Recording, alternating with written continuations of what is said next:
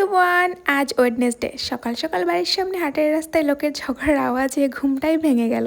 এরকমটা কিন্তু মাঝে মধ্যে হয়ে থাকে। যাই হোক, ঘুমটা যখন ভেঙে গেল তাহলে চটপট ফ্রেশ হয়ে চলে গেলাম আমাদের ফার্মেসিতে। দেন ওখানে বেশ কিছুক্ষণ থাকার পর ঘরে এসে আমার জন্য এবং মায়ের জন্য হরলিক্স গুলে নিলাম। এখানে আমি পেঁয়াজি ভাজছিলাম দুপুরে লাঞ্চের সাথে খাবার জন্য, আর তার সাথে সাথে মাকে জ্বরের মেডিসিনটাও খাইয়ে দিলাম।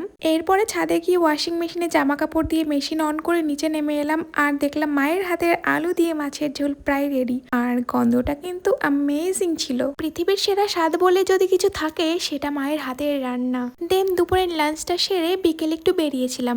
আর এই জায়গাটা যদি কেউ চিনে থাকো তাহলে অবশ্যই কমেন্ট করে জানিও। বাড়ি ফিরে আসার পর আমার মাছগুলোর তো খাবার টাইম হয়ে গেল, তো খাবারগুলো দিয়ে দিলাম। ওদের এভাবে খাবার খেতে দেখতে তো আমার ভীষণ ভালো লাগে। আর দেখো ওরা কি সুন্দর করে খাবারগুলো খাচ্ছে। এদিকে তো আমাদের রাতের খাবারের সময় হয়ে গেল, তো ওই জন্য ঝটপট করে রান্নাঘরে চলে এলাম মাকে হেল্প করার জন্য। আর দেখো এদিকে কি সুন্দর রুটিগুলো ফুলছে। আমি কিন্তু বেশ ভালোই রুটি করতে পারি, কি তাই না বলো? একদম প্রফেশনালের মতো না? আরে আরে সত্যি ভেবো না, মজা করছিলাম, জাস্ট কিডিং। দেন ফ্রেশ হয়ে রাতের ডিনারটা সেরে ছাদ দিয়ে একটু হাঁটাহাঁটি করলাম। তো এভাবেই আমার কাটলো সারাটা দিন। তো দ্যাটস ইট, বাই।